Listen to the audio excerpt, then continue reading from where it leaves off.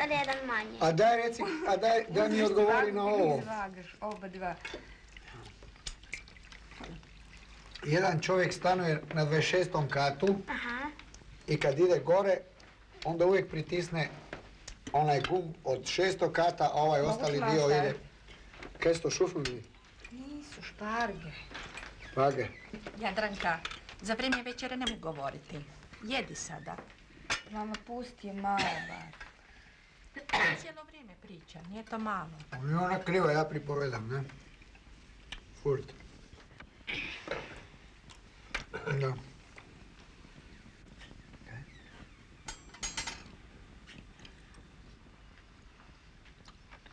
Mislim, ako se ne smije govoriti, vi recite, što to? Može.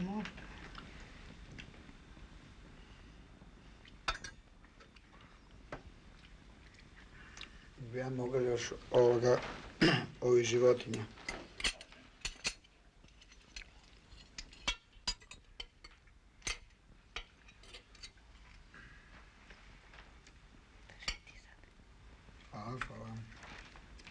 Hvala.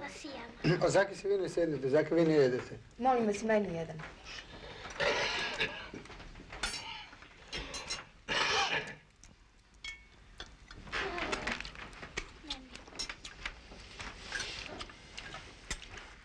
Da.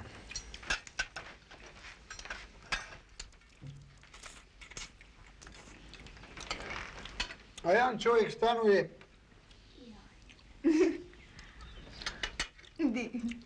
na 24. katu, a uvijek kad ide gore, do 24. kata, ne, pritisne gumb od lifta od 6. kata. Kaj misliš, Žakaj? Voli broj 6. Voli broj 6.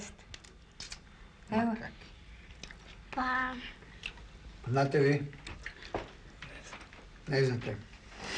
Niko ne zna. Niko ne zna. Malički, pa ne do onog gore velikoga, do 26. broja.